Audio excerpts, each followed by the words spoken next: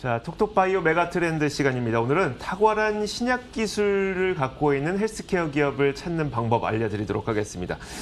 몇 가지 좀 세부적으로 살펴볼 텐데 먼저 미국과 중국, 우리나라에서 그동안 큰 성장을 이루었던 기업들을 한번 리뷰를 해보면서 앞으로 큰 성장을 이뤄가게 될 기업을 한번 찾아보는 시간을 마련했고요. 또 한 가지로 최근 전 세계적으로 본격적인 백신 접종이 시작이 되고 있는데 과연 코로나가 종식될 수 있을지 역사적 사례를 들어서 전망해보는 시간도 마련했습니다. 네, 다양한 주제로 함께 이야기 나눌 분들 오늘도 모셨는데요. 케미칼 에너지 투자자문의 차용선 대표, 강혜경 제약시장 고문, 조성희 기술 고문과 함께 이야기 나눠보는 시간을 갖도록 하겠습니다. 안녕하세요. 예, 안녕하세요. 자, 차용선 대표님 먼저 처음으로 자, 미국과 중국에서 빠른 성장을 거둔 이 헬스케어 기업들의 사례에 대해서 과거지만 우리가 이제 큰 그림으로 그 기업들이 왜 성장했는지 보는 게 상당히 중요하겠죠. 네, 맞습니다. 흔히들 보면 저번 시간하고 연결해서 말씀을 드리는데요. 우리나라도 뭐 5단계로 움직이지 않습니까? 그래서 1단계부터 5단계까지 있는데 이렇게 흔히들 보면은 과거 역사를 알면은 미래를 안다. 그래서 뭐 과거 100년을 알고 미래 100년을 알고 싶으면 과거 100년을 연구하라고 그러지 않습니까? 근데 제약 산업의 특징은 이제 그림을 보여주시면 좋을 텐데요. 제약 산업의 특징은 뭐냐면은 한번 보실까요? 이게 이제 제넨틱이라는 미국의 이제 글로벌 항암제 기업입니다.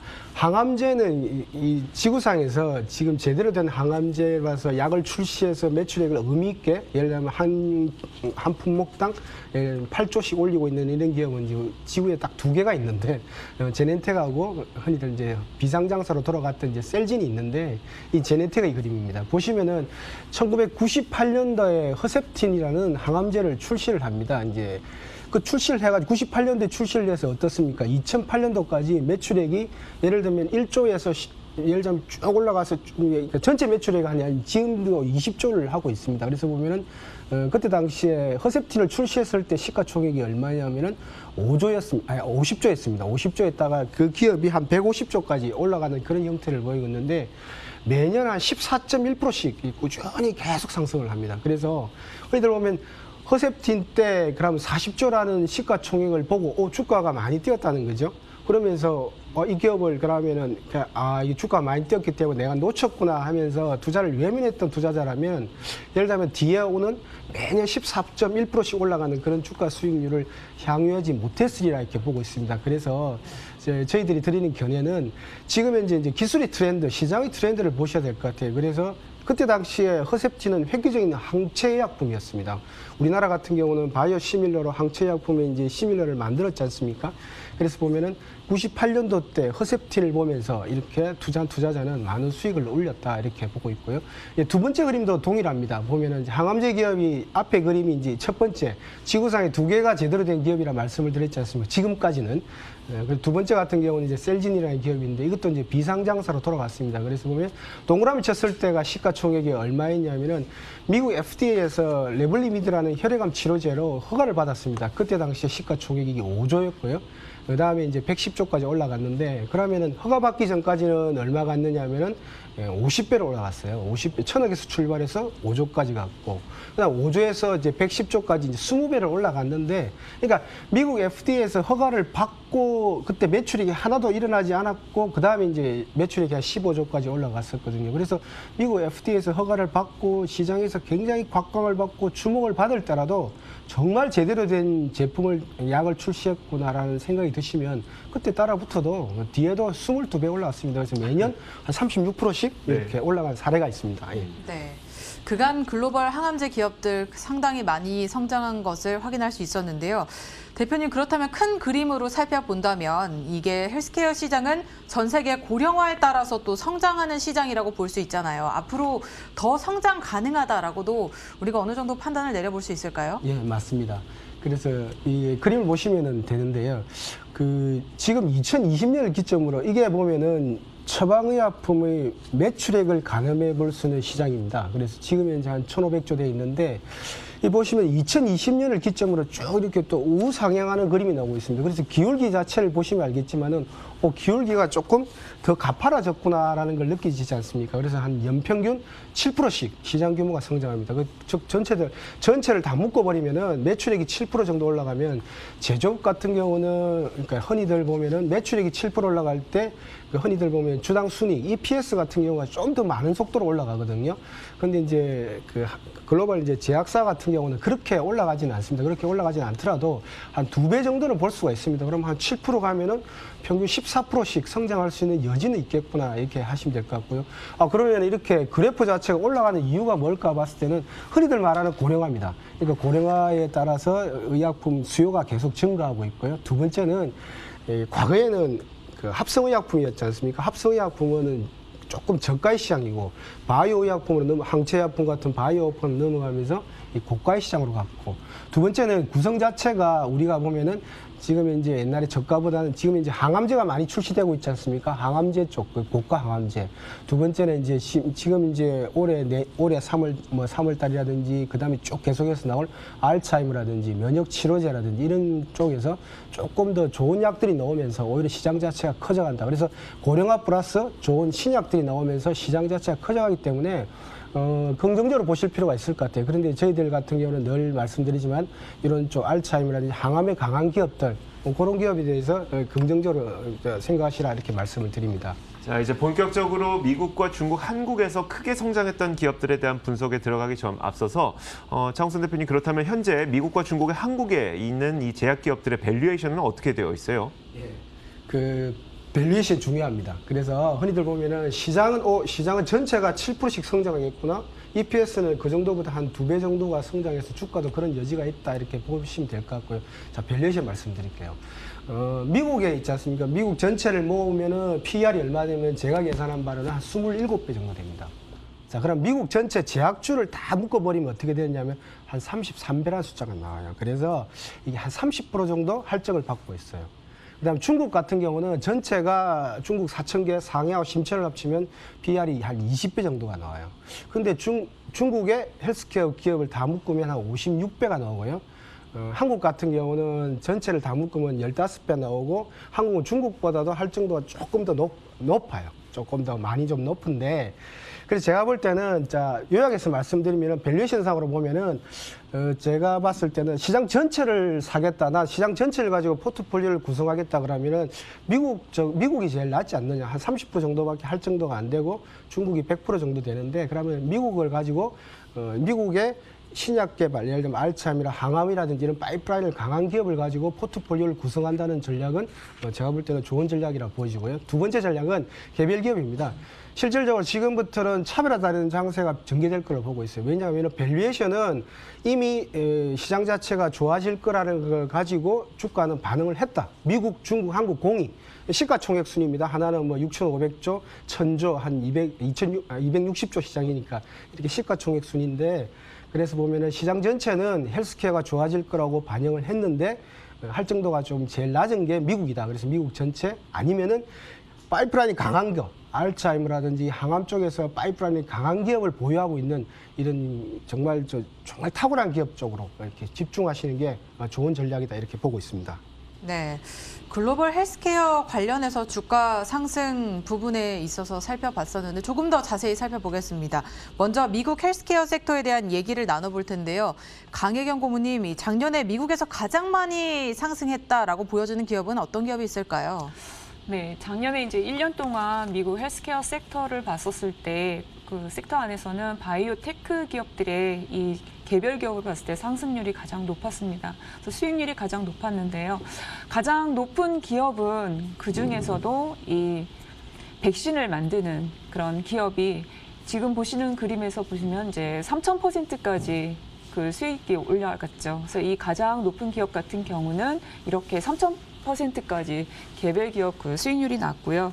그런데 이제 그 왼쪽에 플러스 수익률도 보이시지만 오른쪽에 마이너스 수익률도 보이시죠. 그래서 이렇게 마이너스 수익률이 나는 바이오테크 기업들도 많이 있기 때문에 이 투자를 하실 때는 이 기업을, 개별 기업을 잘 선별을 하셔야 된다라는 게 이게 중요하다라는 걸 좀 말씀을 드리고요. 그리고 이제 이렇게 가장 수익률이 높았던 이 백신을 개발하고 만들고 있는 이 기업 같은 경우에는 이 기업이 이제 특별한 좀 기술을 좀 가지고 있는데요. 그 단백질, 그 나노 파티클 그 기술을 좀 가지고 있어서 이 백신에 활용을 좀 많이 하고 있습니다. 그래서 이 기업이 이제 상승률이 높았고요. 그리고 또 이 기업 외에 이제 경구용 백신을 개발하고 있는 기업도 이 주가 상승률에 있어서는 또 많이 높았다 이렇게 볼 수 있습니다. 자, 그렇다면 이 3,000%의 높은 수익률을 기록했던 게 바로 코로나19 백신과 관련된 기업이라고 그랬어요.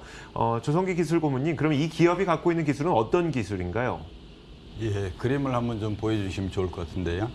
한마디로 말씀드리면 이 기업은 그 단백질 나노파티클을 만드는 아주 독자적인 기술을 바탕으로 해서 여러 가지 바이러스에 대한 백신을 만드는 회사입니다. 그래서 최근에는 이제 주목을 받았던 것이 코로나 백신을 만들면서 크게 주목을 받았고요.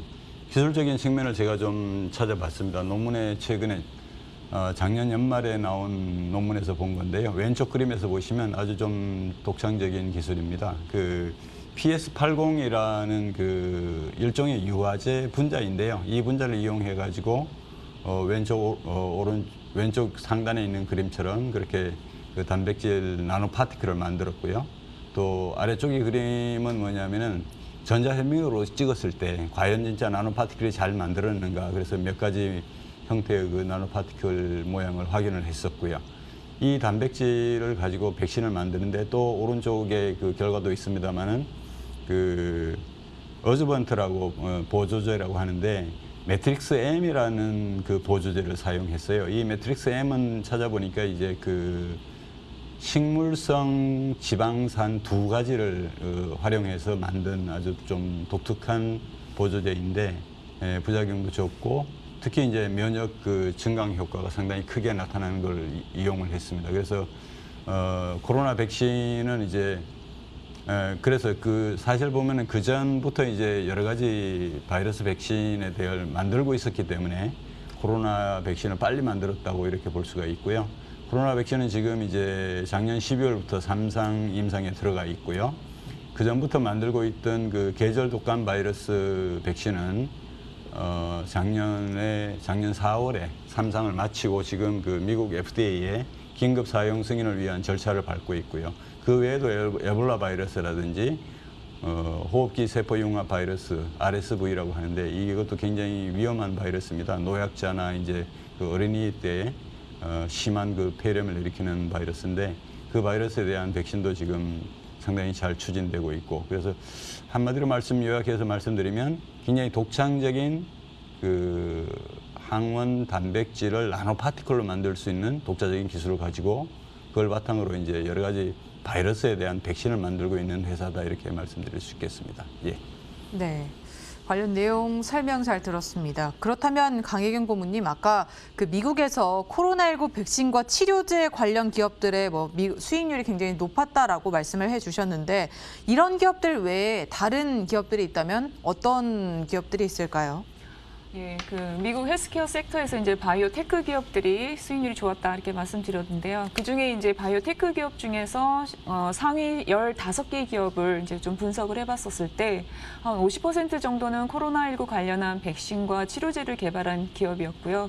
그리고 다른 이제 한 50% 정도를 보게 되면은 항암, 그리고 유전자 치료제, 그리고 마이크로바이옴 이런 관련한 그런 기업의 그 주가 상승률이 좀 많이 높았습니다. 그래서 이제 또 여기에서 이제 투자에 있어서 좀 주목해 볼 만한 그 내용이 하나가 또 있는데요. 이 상승했던 이 기업 중에 보면은 노벨상 수상자가 창업한 기업이 있습니다. 의약품 같은 경우는 상업화까지 가려면은 기술이 매우 중요하고요. 또 이제 이 투자를 하는 데 있어서는 이러한 부분을 좀 이렇게 주목해서 보시는 것도 투자에 도움이 됩니다.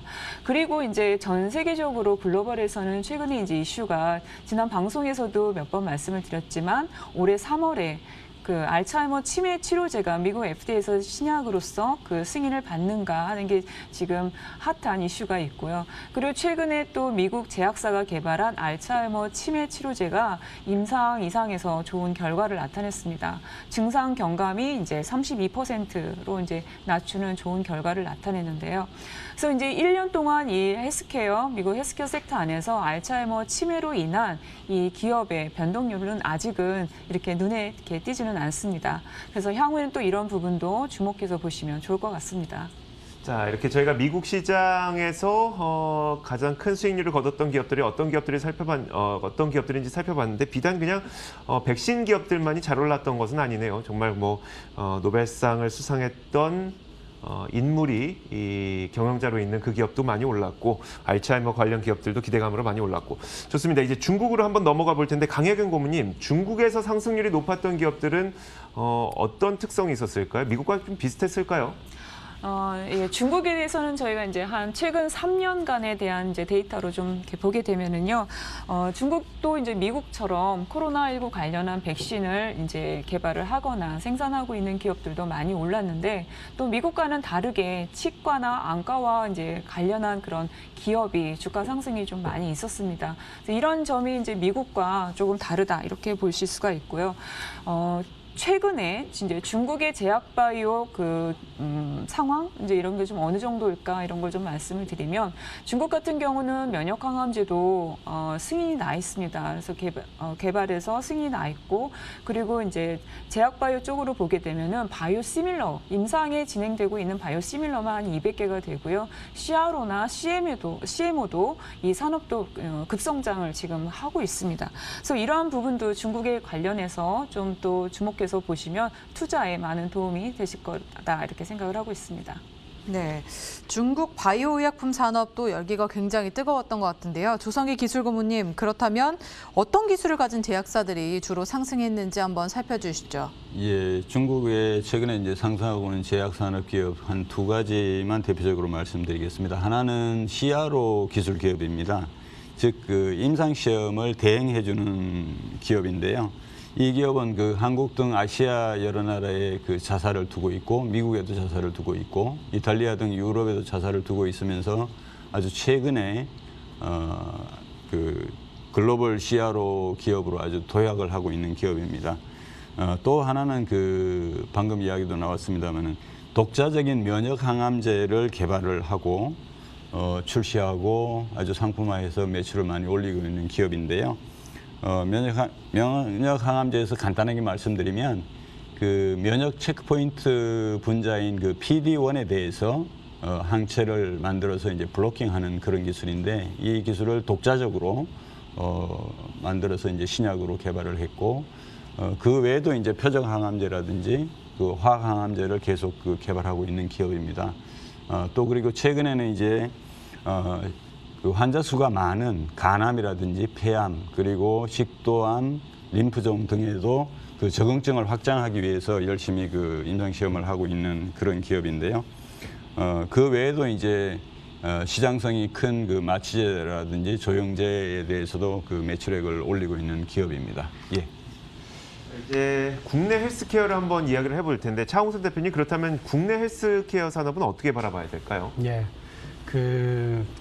흔히들 이런 거 요번에 이제 통해서 배웠는데 미국, 중국도 그렇고 이제 우리나라 국내도 그렇는데 이렇게 병이 창궐하지 않습니까? 코로나19 바이러스가 창궐을 하니까 이렇게 약을 만들 수 있는 기대감으로 출연하고 그다음에 매출액 기대감으로 주가가 많이 급등하는 현상을 보였습니다. 그래서 저희들 같은 경우는 이 그림을 이제 보여드렸었는데 저희들이 지금 현재 단계는 5단계지 않습니까? 5단계라서 그래서 병이 창궐하니까 그 병을 해결하는 기업들이 주가가 올라갔는데 그래서 지금도 코로나19 치료제하고 백신에 대한 기대감으로 주가가 조금 올라가는 기업도 있어요.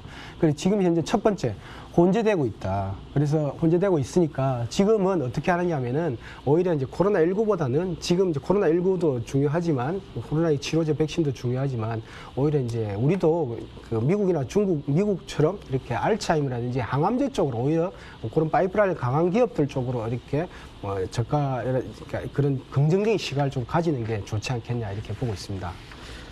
네, 보니까 최근 국내 헬스케어의 움직임은 좀 조정을 받는 모습이었는데 강혜경 고문님 좀 더 자세히 설명을 해주시겠어요?